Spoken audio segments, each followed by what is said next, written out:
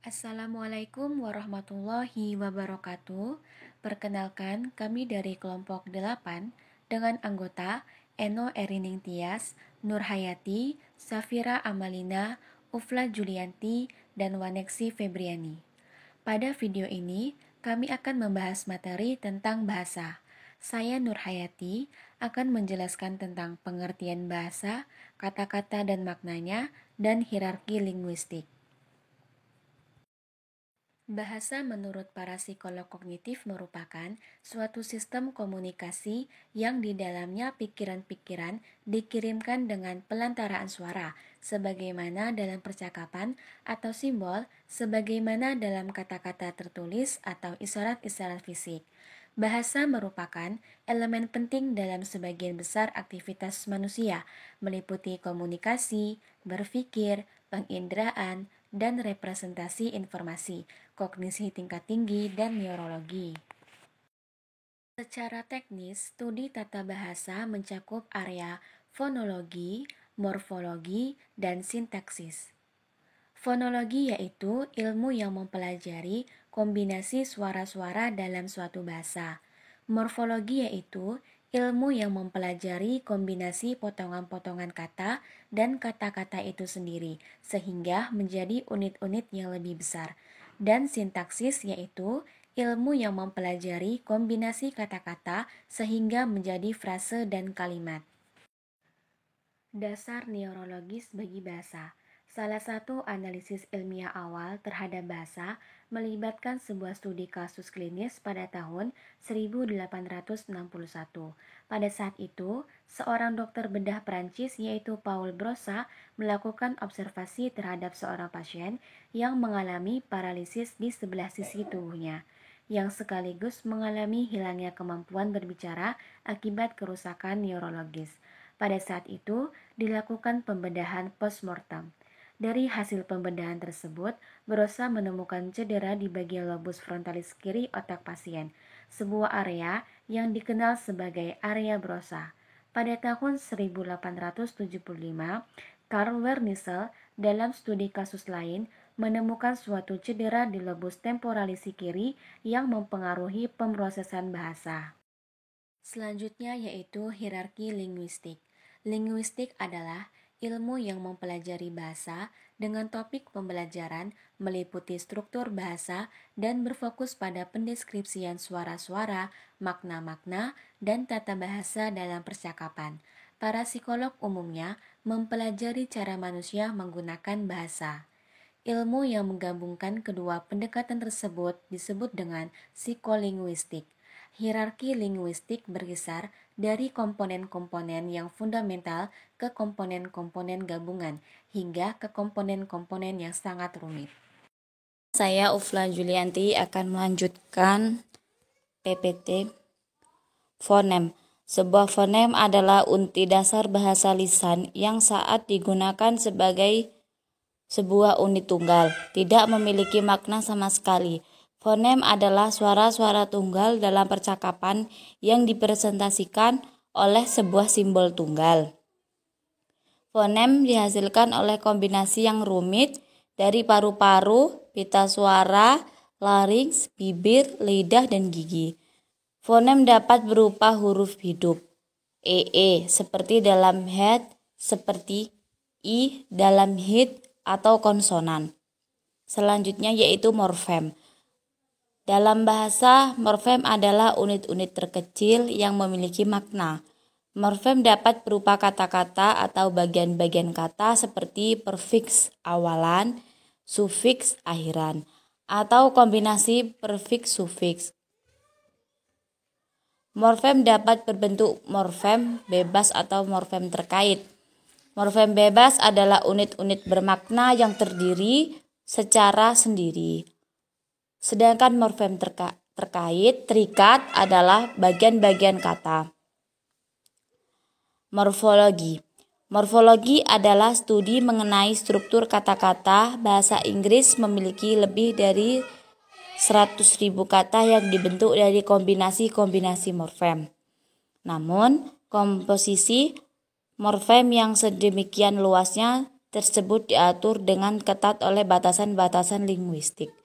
Salah satu batasan linguistik dalam bahasa Inggris menyatakan bahwa jumlah maksimum konsonan yang dapat membentuk suatu kalimat kata adalah tidak.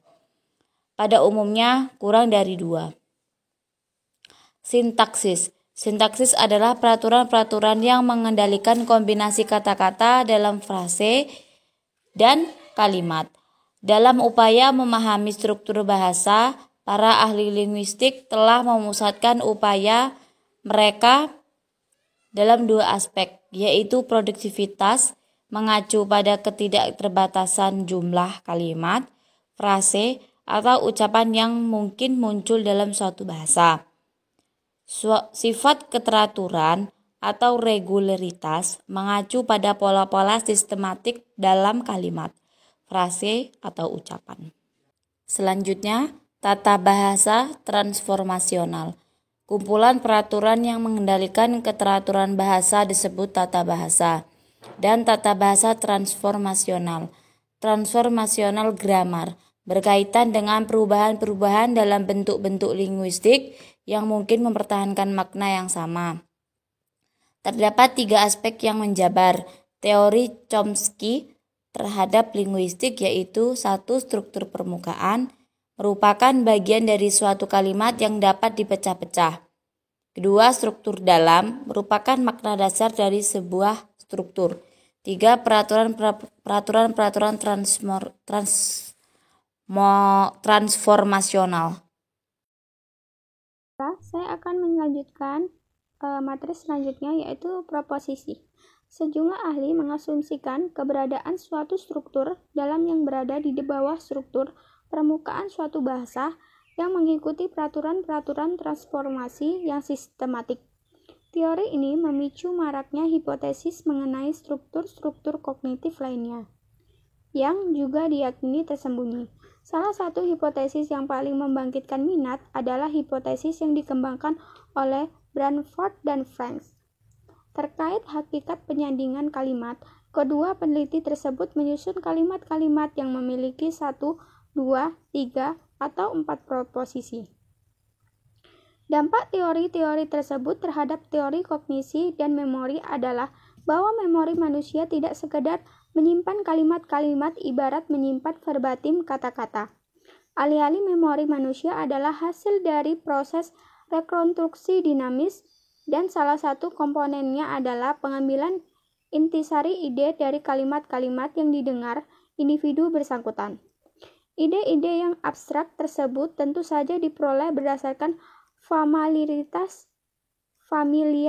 kita atau pengalaman kita dengan kalimat-kalimat yang kita baca, dan ide-ide tersebut membentuk landasan impresi kita terhadap kalimat-kalimat baru dan lama. Selanjutnya, psikolinguistik, natur versus nurtur. Chomsky menyatakan bahwa komponen yang paling penting dari bahasa bersifat bawaan, lalu berlawanan dengan Skinner yang menyanggah bahwa bahasa diperoleh melalui pembelajaran. Nah, kaum behavioris meyakini bahwa bahasa berkembang melalui penguatan. Namun, Chomsky menyatakan bahwa satu-satunya aspek perkembangan bahasa diperoleh melalui penguatan adalah aspek morfologis. Hipotesis relativitas linguistik. Sebuah sudut pandang lain adalah hipotesis menyatakan bahwa bahasa dan kemasakan biologis berjalan beriringan, saling mempengaruhi satu sama lain. Penekanan Chomsky dalam universalitas linguistik adalah suatu upaya untuk mengidentifikasi kinerja-kinerja linguistik yang umum didapati di segala bahasa.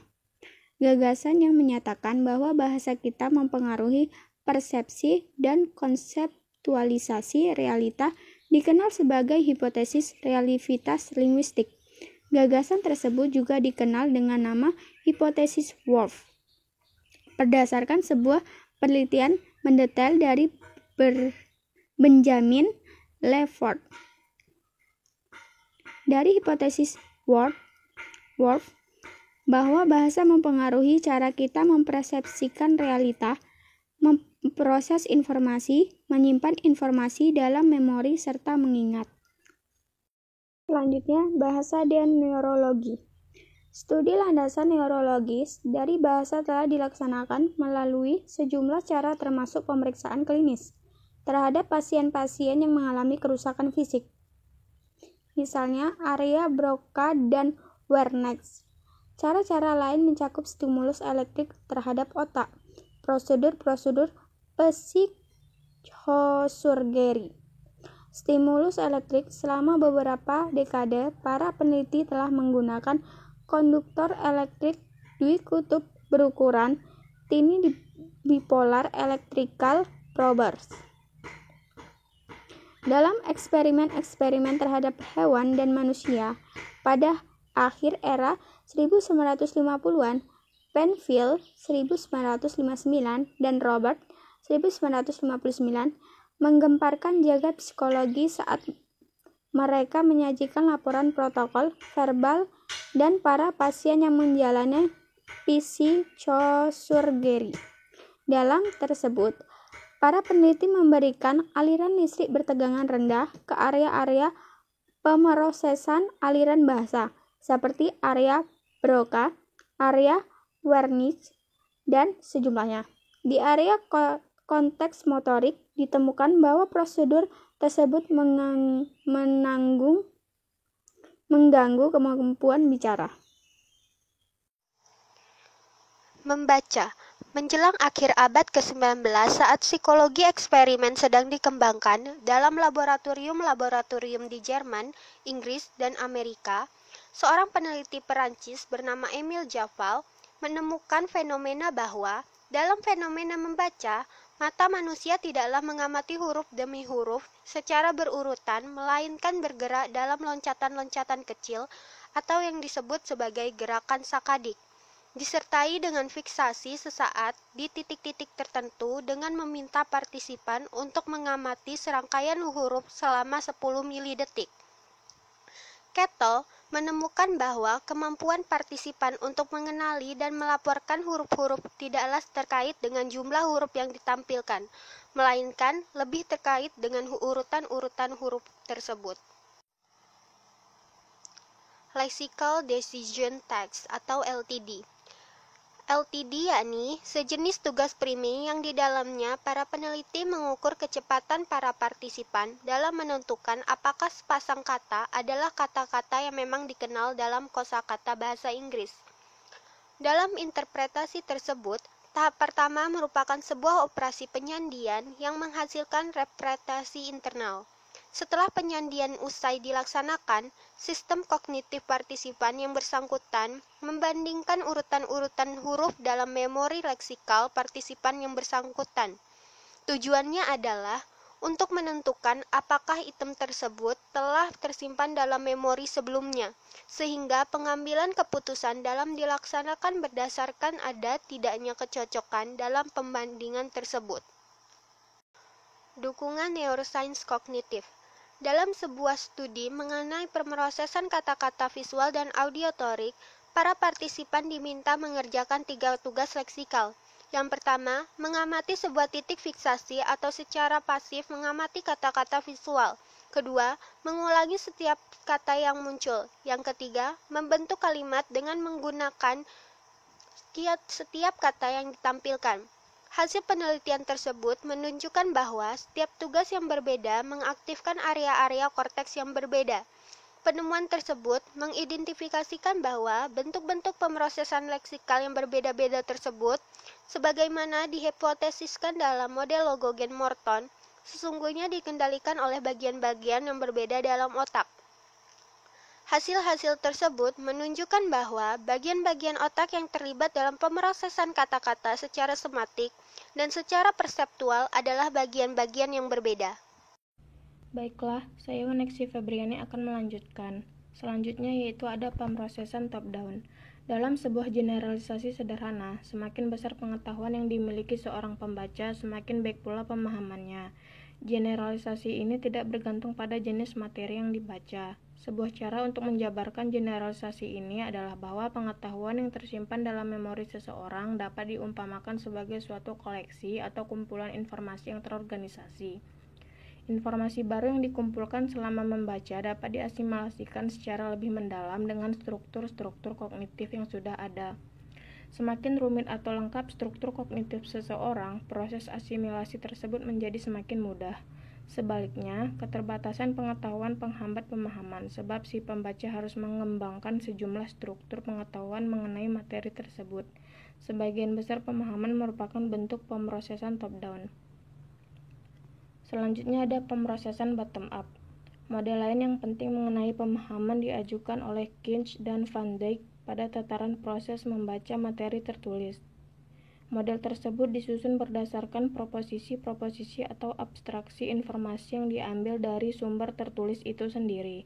Sedangkan pada tataran niat si pembaca itu sendiri, model tersebut mengajukan teori mengenai sebuah skema sasaran yang mengarahkan pemahaman si pembaca terhadap materi tertulis yang dibacanya. Selanjutnya ada pemahaman. Alasan orang membaca adalah untuk memahami makna bacaan yang disajikan dalam tulisan. Kita menggunakan istilah pemahaman dalam membaca untuk menggambarkan proses pemahaman terhadap makna suatu materi tertulis. Cahaya yang dipantulkan oleh halaman yang kita baca diterima oleh neuron-neuron sensorik dan dikirimkan ke otak. Otak akan melakukan pengidentifikasian fitur, huruf, dan kata. Dalam memahami pemahaman membaca, sejumlah ahli membagi proses tersebut menjadi beberapa tahap, dengan mengasumsi bahwa terdapat proses-proses yang berurutan, yang diawali dengan persepsi terhadap tulisan atau kata yang dibaca, dan berakhir pada pemahaman makna kalimat-kalimat atau cerita yang dibaca. Proses membaca dan proses pemahaman dalam model Jas dan Carpenter dikonseptualisasikan sebagai pelaksanaan serangkaian tahapan secara terkoordinasi yang meliputi proses pengidentifikasian fitur-fitur fisik pada huruf, penyandian kata-kata dan penggunaan leksikon atau kosakata, pembagian peran-peran kasus, dan seterusnya. Berdasarkan pengetahuan yang kita miliki, kita dapat mengasumsikan adanya keterlibatan yang lebih besar dalam region-region otak seseorang, seperti area Broca dan area Wernicke. Intensitas pemrosesan di area Wernicke dan area Broca akan meningkat seiring meningkatnya kerumitan kalimat. Selanjutnya ada sebuah model pemahaman teks. Model pemahaman lebih dari sekedar suatu sistem yang berkaitan dengan cara informasi tertulis dipahami seseorang. Model tersebut merupakan suatu teori yang memuat konsep-konsep dari berbagai ranah psikologi kognitif, termasuk memori dan pemahaman bahasa lisan dan tulisan. Pemahaman bergantung pada dua sumber yang berbeda, yakni skema sasaran atau goal schema yang serupa dengan pemrosesan top-down, dan struktur permukaan teks yang serupa dengan pemrosesan bottom-up. Model tersebut dibentuk berdasarkan proposisi, yakni abstraksi yang dibentuk berdasarkan observasi, seperti membaca materi tertulis atau mendengarkan pembicaraan seseorang. Sekian pembahasan yang dapat kami sampaikan tentang bahasa. Apabila ada kesalahan dalam penyampaian materi, kami mohon maaf. Wassalamualaikum warahmatullahi wabarakatuh.